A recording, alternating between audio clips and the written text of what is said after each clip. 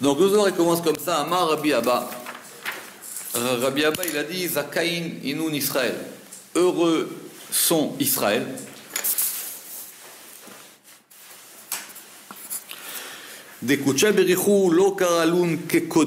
Parce que Dieu, le Saint béni soit-il, ne les a pas appelés comme saints. Elle a Kodesh Mamash, mais saint vraiment. Pourquoi? Parce que de ce verset que je vous ai cité, c'est-à-dire celui qui était en 22, 30, là-bas il y a écrit Ve'anche Kodesh Tiyunli, vous serez pour moi des gens Kodesh, des gens saints, mais ça veut dire Anche Kodesh, comme c'est à la forme contrôlée, c'est-à-dire des gens liés à la sainteté. Alors, est-ce que le peuple d'Israël, il est saint, ou est-ce qu'il est dans le giron de la sainteté? Ce qui n'est pas pareil. Alors, ici, ce que le Zohar vient de dire, c'est que il ne faut pas entendre le Anche Kodesh, mais il faut entendre saint vraiment. Et d'ailleurs, on va ramener un verset. On va ramener un verset dans le prophète Jérémie qui dit, alors ce verset il faut le lire en entier, Girti, parce qu'il est écrit Kodesh Israël Adonai ou Begin Kach Kol Ochlav Yishamu Ra'a Tavo Alehem Neum Adonai. En fait, quand le Zohar il a découpé le verset en deux et il a sauté la partie du milieu, mais nous on va le rétablir. Donc, ce verset dans Jérémie veut dire Kodesh Israël l'Adonai, saint Israël pour Dieu. Donc, d'après le Pshat, ce que va ramener dans les notes là 1, 2, 3, mais David il dit c'est parce qu'il est saint qu'il est pour Dieu. C'est parce que ce peuple il est saint qu'il est pour Dieu. Donc, Israël a un lien avec la sainteté.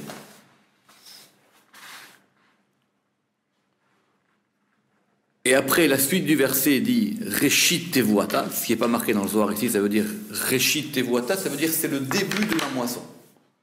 Ça veut dire comme dans le fait, Rashi va dire là-bas, comme dans le fait que quand on récolte une moisson, les prémices sont pour Dieu, Israël, c'est les prémices de la moisson de Dieu. Donc, Israël appartient à Dieu. Et à cause de cela, Kol Ochlav Yeshamura, tous ceux qui le mangent, c'est-à-dire tous ceux qui vont faire du mal à Israël. Kol Ochlav Yeshemura, pardon, Kol Ochlav Yeshamu, tous ceux qui le mangent seront coupables. Et la suite du verset, Ra'atavo Alehem Neum Adonai, le malheur viendra sur eux, Neum Adonai, discours de Dieu. Mais cela, David, il pose une question simple, il dit, mais si les peuples nous font du mal, c'est peut-être, ça vient aussi de la volonté de Dieu. Donc c'est peut-être aussi que nous, on a fait des fautes. Il avait dit surtout, c'est ça la note 3, enfin la note 2, il dit mais c'est aucun rapport. Même si nous, on est liés, on est en exil parmi les nations à cause de nos fautes, c'est une chose.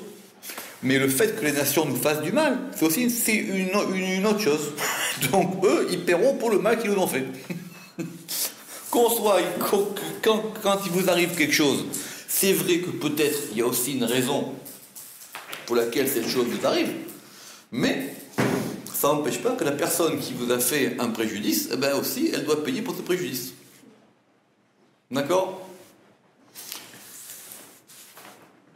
Insidieusement, le Zohar ici il pose une très très grande question.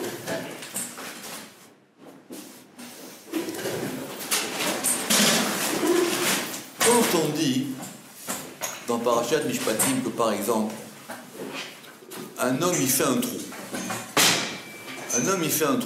dans son champ et il laisse le trou ouvert, c'est-à-dire qu'il ne marque pas le trou, et une personne passe et elle tombe dans le trou, d'accord? La personne qui tombe dans le trou, elle va subir un préjudice. Elle peut se casser la jambe, elle peut casser les objets qu'elle porte, etc. Très bien.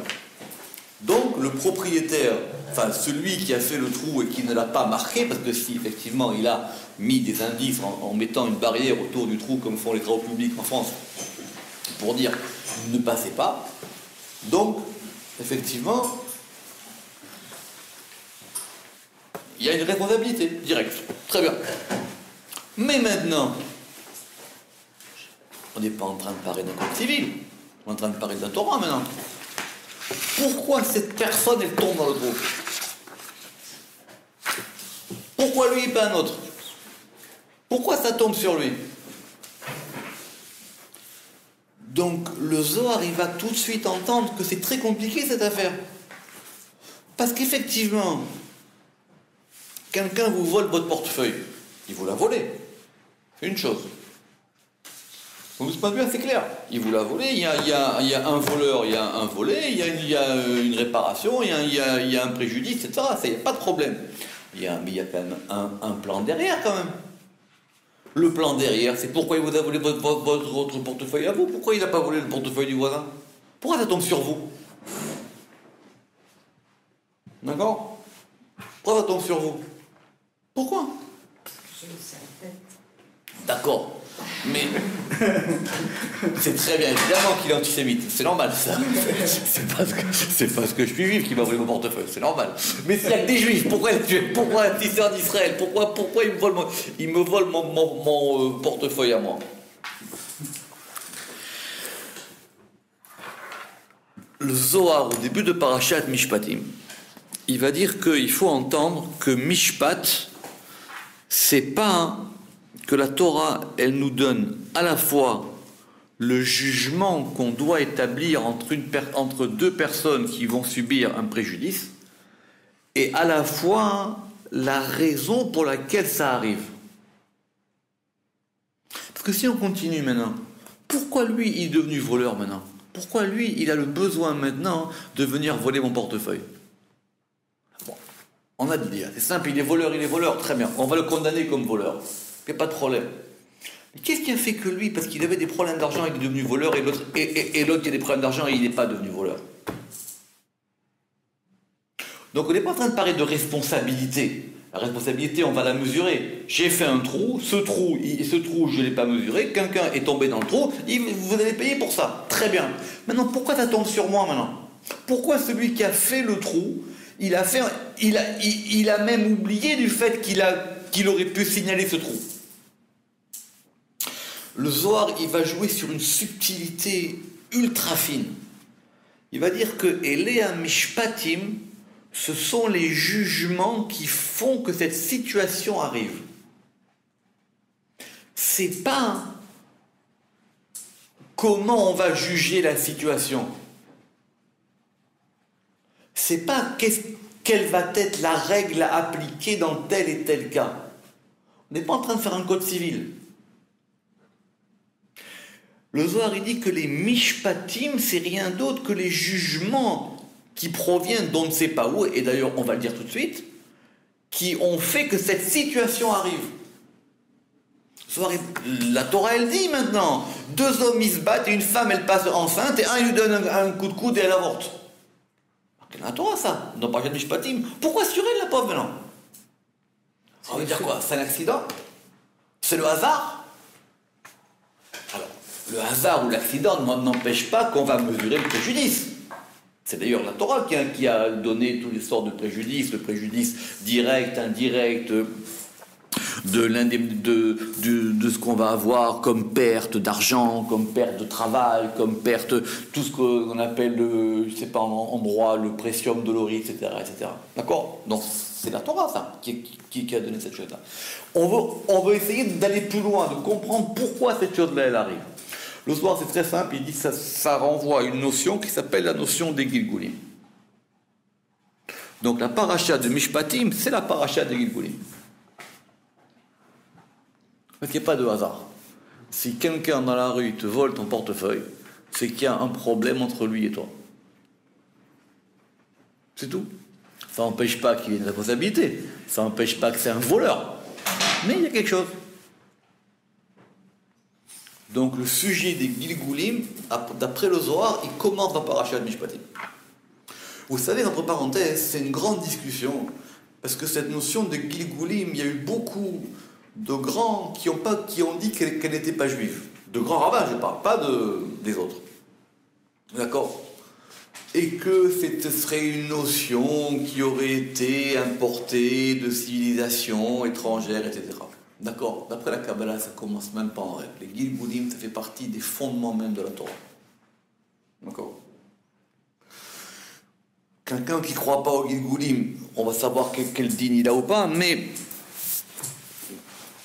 les Gilgulim, c'est un principe. Attention, les Gilgulim, on ne va pas vous tirer des cartes de magie parce qu'on va expliquer comment ça fonctionne. C'est très compliqué. Mais en tout cas, on a pointé qu'il y avait une causalité autre que la simple contingence des faits. On a pointé qu'il y avait quelque chose d'autre. D'accord? On a pointé un élément différent. Alors, les Gilgulim, donc le Zohar de Mishpatim, c'est surtout un grand texte qui s'appelle Sabbat des Mishpatim. Ce Sabbat des Mishpatim, c'est un dialogue avec un vieux monsieur qui s'appelle Sabbat, qui est l'ancien. Et ça s'appelle Sabbat des Mishpatim parce qu'il va expliquer la théorie des Gilgulim dans le Zohar. Donc c'est un texte très long, très compliqué. Mais qu'on peut étudier, mais c'est... Oui, non, mais il faut travailler, là, c'est fini, c'est fini les vacances, là, pour ça. D'accord? Et il y a aussi après un livre qui s'appelle du Harizal, qui s'appelle Sha'ar Gilgulim, mais en tout cas, c'est de la Torah. En tout cas, déjà même ici, parce que le Roc l'Israël, il n'a pas choisi les passages de Sabbat et Mishpatim dans sa sélection, parce qu'ils sont trop compliqués. Mais il a choisi des passages qui sont à la fin du Parashat Mishpatim, c'est pour ça qu'on est arrivé dans les folios 120, etc. Parce que sinon, on était déjà dans les folios 80 dans le Parashat de la semaine dernière. Mais en tout cas, cette idée, elle est toujours là dans le Zohar. D'accord? Cette idée est toujours là. Ce qu'il dit ici, non? Ah, très bien. Vous êtes parmi les nations. Peut-être que vous avez fait des fautes. D'accord, c'est une chose. Maintenant, les peuples qui vous ont opprimés, ne vous inquiétez pas. Eux, pour chaque chose qu'ils vous ont fait, ils vont payer ce qu'ils vous ont fait. C'est deux comptes différents. C'est deux comptes différents. Un, c'est un compte avec Dieu, et un, c'est un compte par rapport à ce qu'il vous a fait. Très bien. Alors, donc du coup, sans que ce soit évident pour les lecteurs non initiés, le Zohar, il a posé ici déjà tout de suite la question de Mishpatim. Tana, on a enseigné. Amar Rabbi Yossi, il a dit Maïka Hamel Kucha Berichou, les Mevav Dina d'Israël, Batar et Seramiran. Très bonne question. Rabbi Yossi, il a dit, on a enseigné Maïka Hama, qu'est-ce que Dieu il a vu? Les Mehav Dinin l'Israël, Batar et Seramiran, pour donner des lois à Israël après les 10 paroles. Très bien. Évidemment, on vient de lire Parashat Yitro. D'accord? Parashat Yitro, on a lu les 10 paroles. Très bien. On a dit que les 10 paroles, c'était comme toute la Torah entière. Pourquoi maintenant, il y a une paracha qui vient après qui s'appelle Mishpatim, où on va nous expliquer encore d'autres choses? D'accord?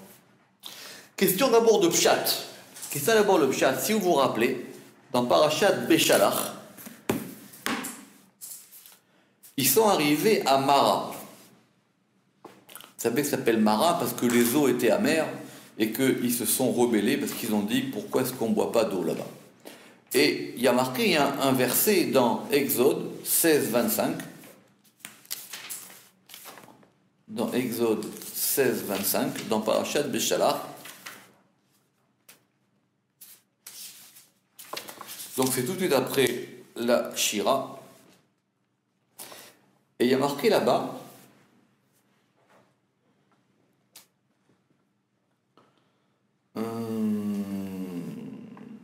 Vaïtsak el Adonai, que le peuple il a crié vers Dieu, Vayoriu Hashem, et que Dieu il leur a montré Etz, il leur a montré un arbre, Vayashlech el Amaim, et qu'il a jeté cet arbre dans l'eau, Vayimtiku Amaim, et ça a radouci les eaux. Et la fin du verset dit Sham, là-bas, Sam l'eau, il a mis pour lui Chok ou Mishpat, il a mis pour lui un Chok, une loi, ou Mishpat et un jugement. Vesham Nisaou, et là-bas, on l'a éprouvé. Qu'est-ce que ça veut dire ça? Sham Nisaou, on a compris la fin du verset. Ça veut dire que c'est là-bas qu'ils en sont rebellés contre Dieu. Ils ont dit voilà, on n'a pas d'eau, l'eau elle est amère. Très bien, c'était une épreuve. L'épreuve elle a été surpassée ou pas. En tout cas, maintenant on a mis de l'eau, on a mis un arbre amer dans l'eau amère, et la mer plus la mer a fait du doux. Ce qui était là-bas le miracle de Mara. D'accord? Et là-bas il y a marqué Vesham Sam lo Hoku Mishpat, là-bas, il lui a dit, il a mis pour lui Hoku Mishpat, il a mis pour lui Hoku Mishpat. La Gemara, elle ramène, et Rashi ramène au nom de la Gemara, le Ramban, il ramène à propos de Rashi, que on avait déjà donné les Mishpatim à Mara. Il ramène là-bas, qu'ils avaient reçu Shabbat, qu'ils ont reçu Paradouma, et qu'ils ont reçu les principes généraux de Mitzvot à Ben Adam les Chavero, c'est-à-dire entre l'homme et son prochain. C'est-à-dire ce qu'on va détailler dans Mishpatim. Très bien. Donc, on avait déjà cette chose-là. Et de la même manière que le principe de Shabbat avait déjà été donné à Mara, et qu'après il a été réexpliqué à Sinaï, pourquoi est-ce qu'ici on a besoin de revenir? Donc le Zohar, il a ici une question très pchat. Très pchat. Pourquoi est-ce que la parashat Mishpatim, elle vient après la parashat Yitro? Pourquoi est-ce que maintenant on a besoin de revenir là-dessus? Si tu reviens sur tout. Alors ça c'est la question de Rabbi aussi, et c'est ce que ramène le Ramak. Le Ramak il dit ici, ils reçurent déjà le Shabbat et les lois concernant l'homme et son prochain, les Mishpatim, que là-bas il y a marqué dans le verset, Chok Mishpat. Amara, donc le passouk qu'on a cité, et les détails de ces lois au Mont Sinaï. Et après ces lois-là, ils ont eu les détails au Mont Sinaï. Donc, on aurait dû leur donner d'autres commandements que ceux de la section Mishpatim, tout de suite après les 10 paroles du Sinaï. Donc pourquoi est-ce que la Torah elle revient là-dessus? Sans compter la question de Pshat, que Rashi pose, c'est qu'il y a marqué Vehele. Alors vous savez qu'il y a un principe, il y a une différence entre Hele et Vehele. C'est un principe d'écriture. Chaque fois qu'il y a marqué Hele, possède et Arishonim, et chaque fois qu'il y a marqué Vehele, Mosif à l'Arishonim. Ça veut dire, chaque fois que dans la Torah il y a marqué voici, ça veut dire que ça annule ce qui a été dit précédemment. Et chaque fois qu'il y a marqué Vehele et voici, ça rajoute à ce qui a été dit précédemment. Dans ce cas-là, Vehele. Alors très bien, alors donc ça rajoute. Mais on rajoute quoi puisqu'on avait déjà eu la chose à Mara? C'est pas les détails. Mais encore une fois, on dit que dans les Aseret à Divrot, il y avait tout. Dans les 10 paroles, il y avait toute la Torah. Alors vous allez me dire, on peut poser cette question sur tout. Le Zohar ici apparemment, il veut poser une question, il dit mais qu'est-ce qui se passe? Pourquoi est-ce qu'on revient sur cette histoire de Mishpatim? Ça veut dire que pour le lecteur attentif tout à l'heure, c'est pas une nouveauté cette histoire de Mishpatim.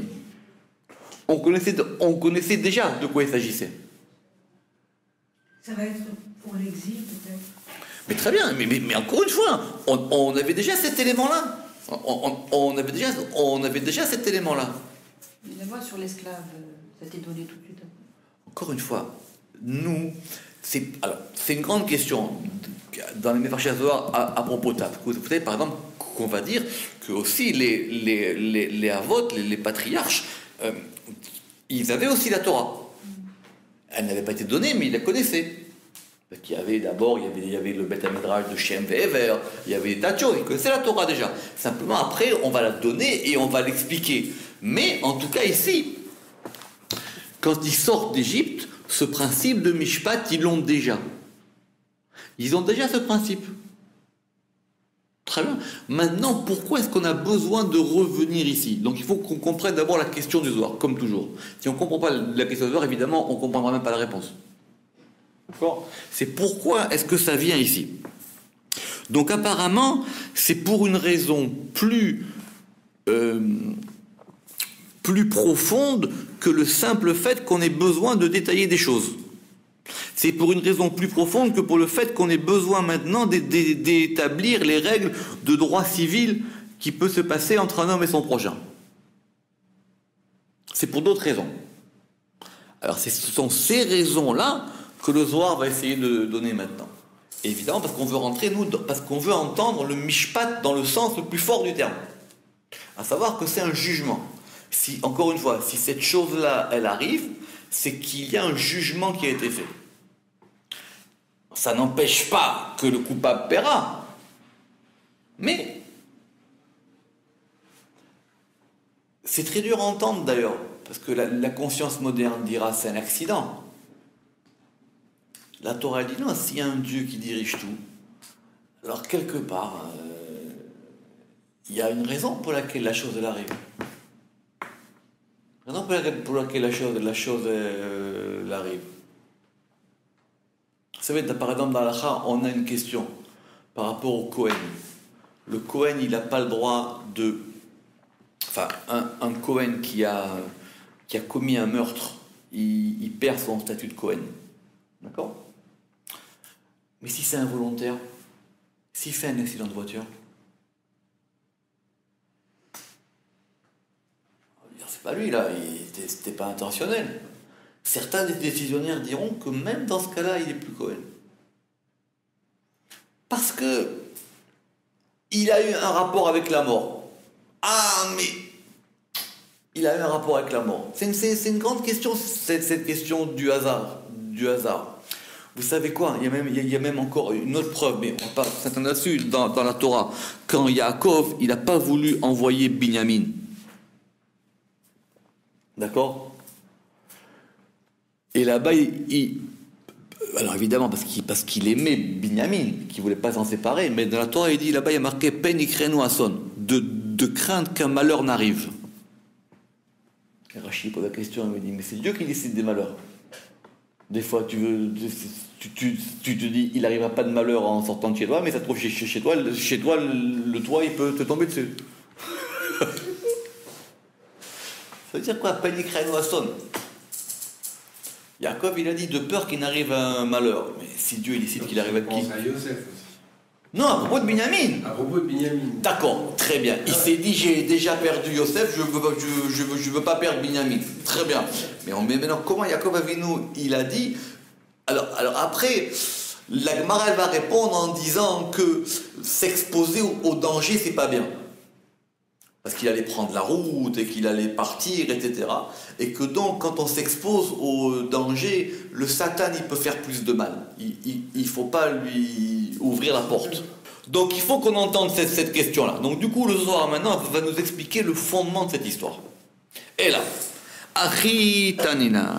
Mais, on a enseigné ainsi. Misitra de Gvura Itiva Toraita l'Israël. La Torah, elle a été donnée du côté de la Gvura. De là? Gevura. D'accord? Du côté de la force. Pourquoi? D'abord parce qu'il y a une expression dans la Gemara et dans le Midrash qui dit que la Torah nitna mi pi a Gevura. En général, on traduit disant que c'est de la bouche de Dieu. Mais le Zohar, il dit que ce mot de Gevura, il veut quand même dire la force. Il veut quand même dire la rigueur, la Gevura. Donc la Torah, elle a été donnée du côté gauche. La preuve, c'est qu'il y a un verset qui le dit. Mimino eshdat lamo. De sa droite, eshdat, une loi de feu, lamo pour son peuple. Il y a marqué là-bas l'amo, la bête même pas, mais on va lire les hameaux là-bas, c'est dans Devarim. Donc, la Torah, c'est un principe qui vient du côté gauche. Pourquoi c'est marqué dans la droite? Justement, c'est que le verset, il dit les deux. Comment ça, dans la droite? Je crois que le Gevura, pourquoi il est dans la droite? Tout à fait. C'est de la Gevura qui est maintenant liée dans le côté de Chesed. C'est là ici que le Zohar va devenir compliqué. Je reprends, doucement. La Torah, elle vient du côté gauche. Elle vient du côté de la Gevura. Simplement, cette Gevura-là, c'est une Gevura du côté de Chesed. On va voir les choses simplement. Dans la Torah, il y a des commandements positifs, il y a des commandements négatifs. Il y a des choses qu'il faut faire, il y a des choses qu'il ne faut pas faire. Ça veut dire qu'on a une goura du côté gauche qui serait à gauche et une autre qui serait à droite. Non, alors, le principe de la Torah, c'est qu'elle provient du côté... Si on lit le verset littéralement, mi mino ejdat lamo, c'est ce qu'il a dit Moshe Rabbeinu là-bas. Il a dit mi mino, de sa droite, une loi ejdat, une loi de feu pour son peuple. Ça veut dire que du côté du chesed, du côté de la droite, est sortie une loi de feu. Une loi de feu, le feu c'est de la Gévoura, le feu ça brûle, une loi de feu pour son peuple. Donc ça vient de la droite et c'est quelque chose qui brûle. Donc c'est quelque chose qui provient du chesed, parce que donner la Torah c'est un chesed, c'est une générosité de Dieu. C'est déjà un don la Torah, c'est déjà une bonté qu'on nous fait. Mais c'est une loi qui brûle. Elle provient du chesed. Donc entendons bien ce que le Zohar il veut dire ici.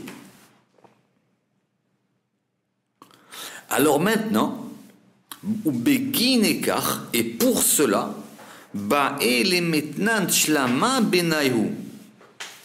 il faut donner la paix entre eux. Il faut donner la paix entre ces deux côtés.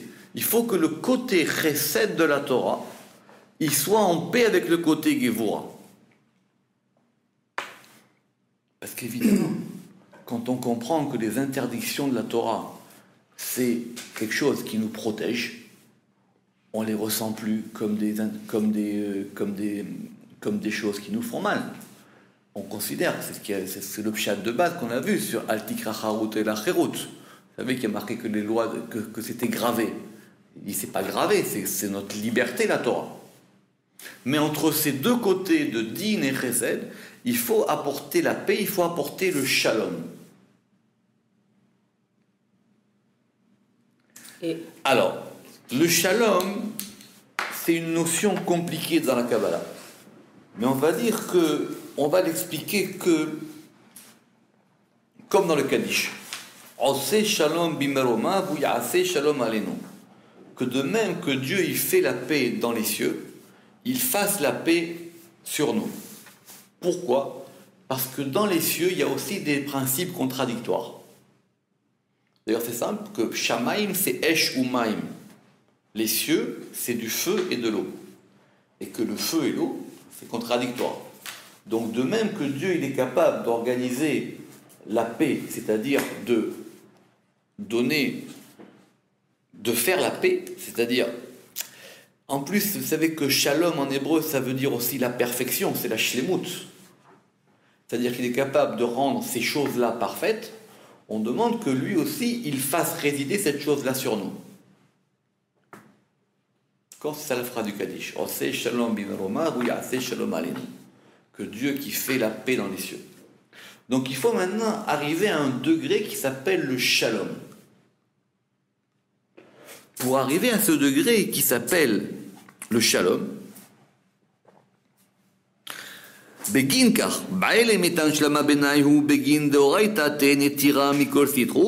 pour que la Torah, elle soit protégée de tous les côtés.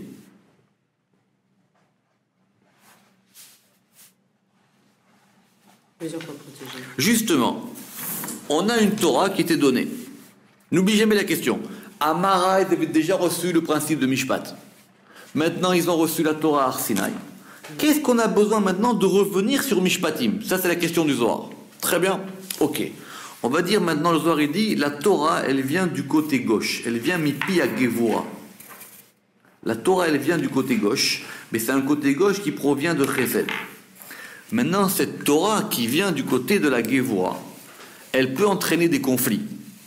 Évidemment, parce que dès qu'on va commencer à mettre des règles, dès qu'on va commencer à appliquer de la rigueur, à mettre des règlements, les gens vont commencer à se disputer. Et pourquoi ça ? Et pourquoi pas lui ? Et pourquoi pas moi ? Et pourquoi j'ai pas fait ci ? Et j'ai pas fait ça ? Et monsieur l'agent, j'étais à 49,5 et j'étais pas à 50 et lui, il a brûlé le feu rouge et moi, j'ai pas brûlé le feu vert. D'accord ? Toute loi va entraîner des conflits. Et il faut maintenant que ces deux côtés de la Torah, c'est-à-dire son côté droit et son côté gauche, on soit capable de les concilier. Pour pouvoir concilier ces deux degrés, Il faut que maintenant on le protège de tous les côtés. Comment on va protéger ça? On va protéger ça par un système qui s'appelle les mishpatim. Donc on ne vient pas répéter ce qui a été dit à Mara. Ce qui a été dit à Mara a été dit. On ne vient pas détailler ce qui a été dit à Mara. Ce qui a été dit à Mara a été déjà détaillé à Sinaï. On vient maintenant rajouter une barrière à la Torah. On vient rajouter maintenant des juges et des lois pour protéger la Torah du côté des rigueurs. Pour ne pas que les rigueurs provoquent du mal. Parce que trop de dînes, ça fait du mal. Évidemment que quand on a des règlements trop rigoureux, quand les gens ont l'impression que parce que vous leur dites non, alors vous leur voulez du mal, et qu'ils n'entendent pas que vous leur voulez du bien, alors ça va provoquer des conflits. La Torah, elle dit, Oref Shalom, Verodef Shalom. Tout ce qu'on veut, nous, c'est apporter du Shalom. C'est apporter du bien à l'homme. Donc, pour ça, on a besoin d'amener ce côté-là qui s'appelle les Mishpatim. Alors, simplement, ça va vouloir dire que déjà, on va mettre en place un système judiciaire qui va faire que, justement, il y a des juges, et ces juges ici, même sans jeu de mots, seront des juges de paix, puis qui sont là pour apporter la paix. Ils sont là pour apaiser les choses. Ils sont là pour apaiser les conflits. Et c'est ça le but de Mishpatim. Mais ce serait plus vrai par le mot tzedek que par le mot mishpatim. Justement, non, parce que justement, le Mishpat, c'est toujours plus haut que le tzedek.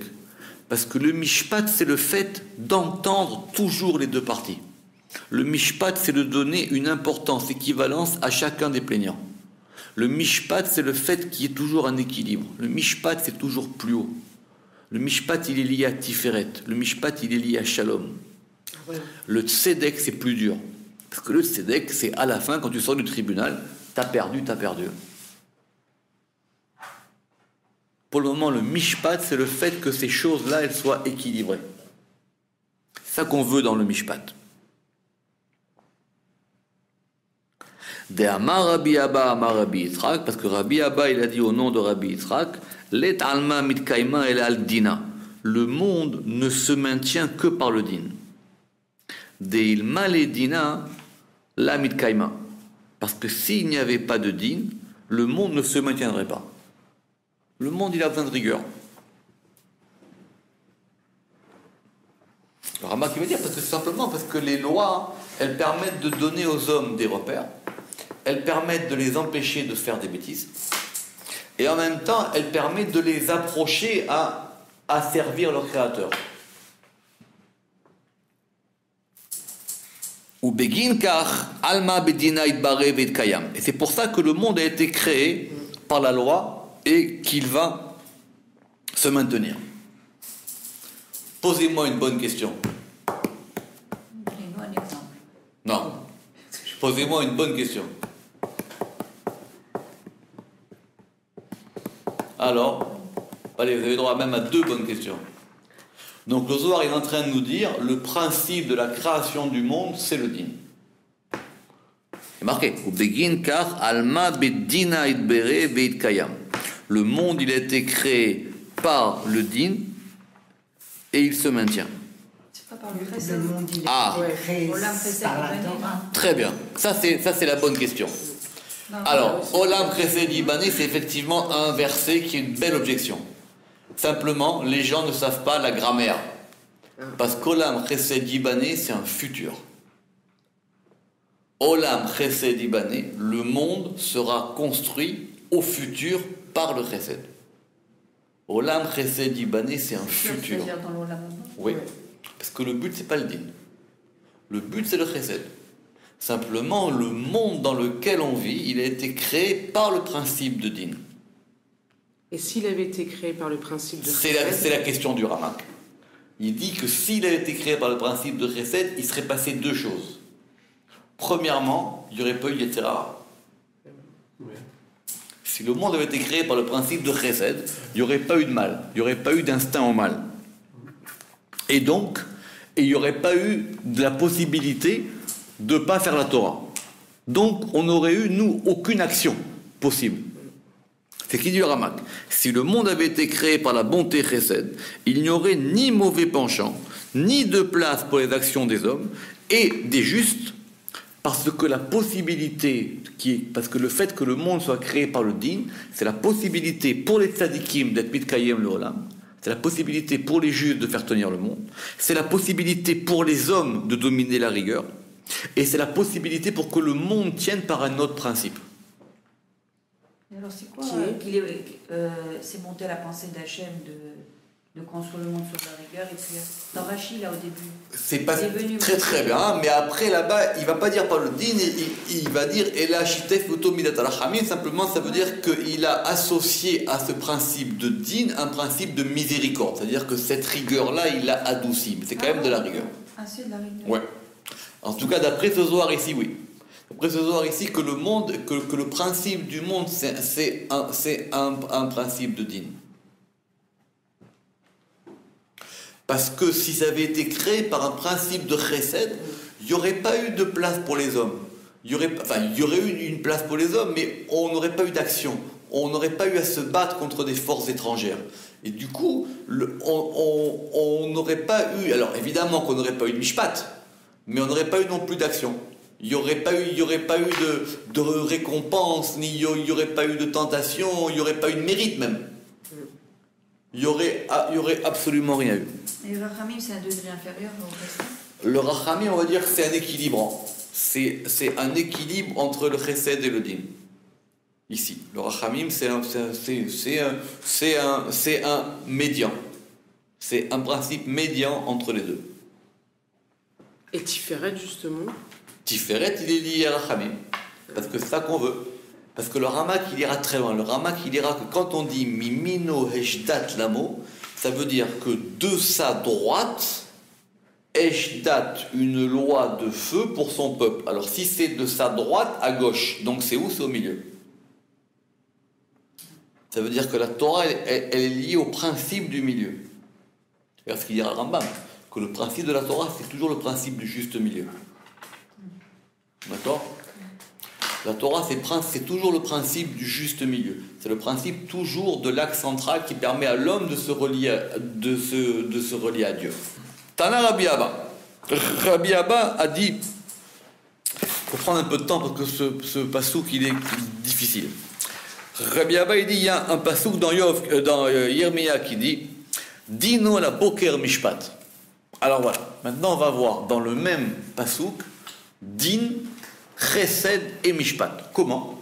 Le verset il dit Dino, sa loi, son din, la boker pour le matin, mishpat. Or, quand on s'est décrypté dans le Zohar, din c'est du côté gauche, c'est la loi, boker c'est le matin, c'est du côté chesed, et mishpat c'est du côté central. Donc, ce verset nous pose un problème. Ça veut dire quoi? Dino la boker mishpat. Sa loi pour le matin, mishpat. Alors, d'après le pshat, on va dire Dino la boker mishpat, ça veut dire qu'il faut s'empresser de faire le din dès le matin. On va dire ça d'après le pshat, donc c'est ça qu'il a dit Mesoulat David, Dino la boker mishpat, c'est-à-dire que dès le matin, dès que le jour se lève, il faut faire le din. D'accord? Puisque vous savez très bien qu'il y a une halakha, le beddin ne peut pas siéger la nuit. D'accord? Ni la nuit, ni Shabbat. Il n'y a pas de din Shabbat. D'accord? C'est une grande leçon, il n'y a pas de din Shabbat. On ne peut pas juger une personne Shabbat. Alors, je dois dire, Vechi la boker vela bechol yoma. Alors quoi? Et pour le matin et pas pour toute la journée, qu'est-ce qu'on veut nous apprendre maintenant, d'après le sol? Pourquoi? Alors, il va falloir ici qu'on entende la question à deux sens, au pshat et au sol. D'après le pshat, ça veut dire très bien, alors quoi? Alors c'est que le matin et pas toute la journée? Ou alors, pourquoi est-ce qu'on a besoin que ce din-là, il soit lié au chesed? Pourquoi on a besoin de ça? Le din, le mishpat et le din, c'est tout le temps. Pourquoi est-ce que le pasuk il a dit vedino la boker? Pourquoi est-ce qu'il faut relier cette chose avec le côté de chesed? D'accord, c'est la note 10. Matin désigne la générosité chesed et loi din provient du côté gauche. Donc il dit effectivement, donc ça devrait être tout le temps. Ça ne devrait pas être que le matin. Et là, La boker. Alors le Zohar, il va faire ici un pshat de halacha qui est pas évident. Il dit elle a la boker, mais la boker, ça veut dire pour le matin. C'est quoi pour le matin? Ad lo yichlun dayana velo yishtun. Avant que ne mangent les juges et qu'ils ne boivent. Des kolman des daïn dina batar de achal beshata, car tout celui qui juge un jugement après qu'il ait bu et mangé, lav dina de kishut, ou ce n'est pas un jugement de vérité. Dirtiv lo tochlu aladam, parce qu'il est écrit vous ne mangerez pas sur le sang. Ok. D'abord, ce pasouk de lo tochlu aladam, il ne veut pas dire ça là-bas dans le pshat. Lo tochlu aladam, ça veut dire c'est par rapport à une yann de korban là-bas. D'accord. Mais l'autochlu à la dame, ça veut dire que, donc on va prendre quelque chose de simple, les juges n'ont pas le droit de manger avant de juger. Il faut qu'ils soient à jeun. D'accord? D'ailleurs même, c'est de là qu'on a tiré, entre autres, d'une halakha, qu'on n'avait pas le droit de manger avant la tfila. Après, dans la halakha, il y en a qui permettent de boire un café, des sucres, et d'autres un petit gâteau. Et bon, ouais, après, parce qu'il faut se sentir bien pour prier, et là, on fait un petit déjeuner, mais bon. mais au départ, normalement, il faut essayer de ne pas manger avant la tefila, parce que, très bien. On parle des juges, c'est pas ça la tefila, là? Les juges, c'est... J'ai dit, c'est l'une. Après, nous aussi, on apprend comme ça qu'on n'a pas le droit le matin de manger avant la tefila. Alors, qu'est-ce qu'on veut dire ici? Donc déjà le pshat, ça veut dire que la dino la boker mishpat, ça veut dire dès le matin, la boker mishpat, sa loi pour le matin, jugement. Ça veut dire que avant que ne vienne le jour, il ne faut pas manger.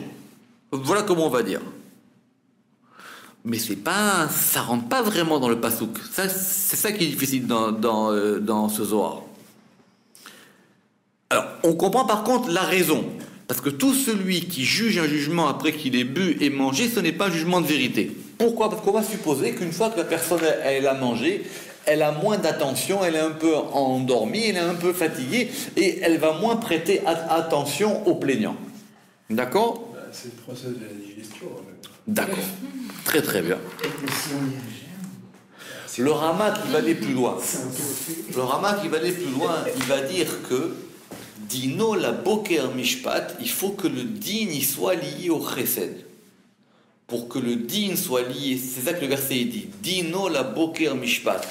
Quand le din il est lié au chesed, ça va procurer du mishpat. Donc on n'a pas le droit de faire rentrer dedans un aspect qui vient du côté gauche. On n'a pas le droit de faire rentrer dedans un côté qui vient de la Gévoura. Le fait de manger, ça va amener un côté lié à la Gévoura. Parce que la nourriture, c'est pour ça qu'il faut qu'on fasse des balachot avant et après. Parce que la nourriture, elle est liée d'abord au fait qu'elle est liée au côté gauche, elle est liée à la Gévoura. Ça c'est le sens de ce Zohar. Mais le pshat du Zohar, ça veut dire simplement interdit de manger. Très bien, maintenant comment tu vas m'expliquer le verset?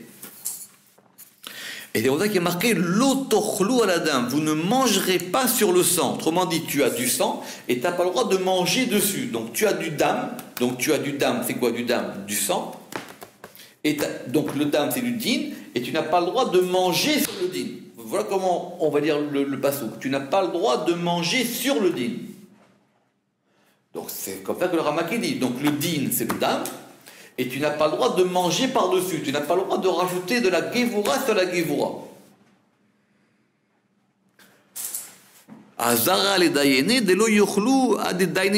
Et donc c'est un avertissement pour les juges afin qu'ils ne mangent pas avant de juger un jugement. Afin que le jugement soit du côté droit et non du côté gauche. Parce que tout celui qui juge un jugement après qu'il ait mangé et bu, c'est comme si il a condamné le sang de son ami pour un autre. Le Zohar, il voudrait entendre ici que si il a mangé, il est un peu moins attentif et il risque d'innocenter le coupable et de condamner l'innocent. Alors maintenant, ce Zohar est pas simple parce qu'ici le Zohar, il entend que le fait qu'il ait mangé, du coup son jugement va être faussé. Et qu'est-ce qui va se passer? Il va donner comme il dit, Keilu chayav dama de chavre la hala, c'est comme s'il a condamné le sang de son ami. Ça veut dire que il va donner le sang de l'innocent au coupable ou le sang du coupable à l'innocent. Parce que son sang, vraiment, il a donné à un autre. Il n'y a pas d'autre explication à ce Zohar que de dire que le fait de manger maintenant, c'est qu'il va faire du din sur du din. Or, nous, on veut que le din il soit du côté du mishpat. On veut que ce soit un din équilibré. Donc, dino la boker mishpat, ça veut dire qu'il faut que ce din, il soit lié complètement à un degré de chesed. Il faut que ce din... Il ne faut pas mettre dans ce din la plus petite partie de din. Rappelez-vous qu'on avait vu un Zohar de Chok Israël il y a quelques temps qui disait que par exemple, il y a une raison pour laquelle le Dayan, il n'a même pas le droit d'écouter une partie avant l'autre. Hein? Il n'a pas le droit d'écouter... Il ne peut pas écouter les deux à la fois. Quoi? Il ne peut pas écouter l'un avant l'autre. Il faut que les deux soient présents. Oui, présent. D'accord? Il faut que les deux soient présents pour pas qu'ils puissent être influencés par un des deux côtés. Alors, le Zohar continue. Et il dit, alors ça, hein, c'est quand on va parler des jugements d'argent. Alors maintenant, si on parle de jugements pénaux, où Chas v'Shalom, il peut y avoir la peine de mort, d'accord, des Baïdan l'Estamra, des Lalmidandina et la Kodem, et donc avant qu'il n'ait mangé et bu. Je peux vous dire que les Mefarshei Zohar, ils se posent beaucoup de questions. Dire comment on est passé maintenant du principe de Chesed ou Mishpat pour arriver maintenant au principe de est-ce qu'on a le droit de prendre le petit déjeuner ou pas? C'est pas évident. Mais la réponse, elle est dans la dernière phrase. La réponse, elle est Ve'alta active. Et c'est pour ça qu'il est écrit. Dino la boker mishpat, notre verset. Sa loi, la boker pour le matin jugement. Et il est écrit, Urtiv ani Adonai, Ose chesed ou mishpat ou tzedaka baaretz, ki behele chafatzti neum Adonai. Il faut toujours prêter attention dans le Zohar aux psukim. Notre premier verset, il disait Dino la boker mishpat, c'est-à-dire du din lié avec du chesed, et ça aboutit au mishpat. Le deuxième verset, il dit quoi? Il dit je suis Dieu, Oseh chesed, je fais la bonté chesed. Donc on va dire, si vous voulez faire des pitrés, que chesed c'est l'équivalent de boker. Mishpat, ça renvoie à mishpat. D'accord? Et après, il y a marqué Utzdaka, Baaretz, et la Tzedaka dans le monde. Ce terme de Tzedaka, il n'était pas avant. Nous, on n'avait que du Mishpat avant. Qui behele chafatzti neum Adonai, parce que en ceci, je désire discours Neum Hashem, discours de Dieu. Le Ramak, il donne le sod. Il dit, je désire l'union du chesed qui correspond au matin avec le jugement mishpat qui correspond à Tiferet pour obtenir la justice qui est la tzedaka sur la terre dans Malchut. Et c'est plus de tzedek ici, c'est tzedaka. Ça veut dire que maintenant ce jugement-là, c'est un jugement qui va procurer du bien dans le monde. C'est pas un tzedek dur. C'est pas une justice dure. C'est pas une justice qui va faire mal aux hommes. C'est une justice qui va apporter de l'apaisement dans le monde. Ou rendre justice même. Et non, quand on dit rendre justice, ça veut dire... ça veut dire plutôt rendre justice, ça veut dire faire du mal. Ça veut dire que le but, c'est d'arriver à un degré où la justice qui se passe dans le monde, elle soit comprise par les hommes. Et au lieu de diviser, elle apporte du bien parmi les hommes. Comme il a dit, celui qui allait devant le Beth Din de Moshe, non seulement il comprenait pourquoi Ça lui était arrivé cette histoire, mais il comprenait maintenant pourquoi c'était bon pour lui qu'il soit condamné à telle ou telle peine. Ou ne pas être condamné. Parce qu'il comprenait à quoi ça correspondait. Même Chas Veshalom, la peine de mort, il comprenait que pour lui, ça ne pouvait passer que par là. Évidemment, la peine de mort, on l'a presque jamais pratiquée. Mais ça existe dans la Torah. Lapidation. Ça existe. Et même d'après le Sod, en fonction des peines de mort, on comprenait pourquoi ça se faisait. D'accord ? Pourquoi est-ce que c'était plutôt telle peine ou pas telle peine ? Parce que le but, c'est pas la punition. Le but, c'est pas le tzedek. Le mishpat, il doit amener à la tzedaka. Le mishpat, il doit amener à faire du bien parmi les hommes. C'est pas simplement une règle qu'on a fait en se disant s'il n'y avait pas de loi, les hommes se mangeraient les uns les autres. C'est pas une règle qu'on a fait que simplement de disant que si on met pas une loi, alors il y aura de l'anarchie sociale. C'est pas ça. C'est pas le risque d'anarchie. C'est contraire. C'est qu'on veut que le monde il aille vers un endroit qui s'appelle le shalom. C'est ça le but des mishpatim. C'est ça, mishpatim asher tasim b'lifneim. C'est ça que tu dois leur montrer devant eux.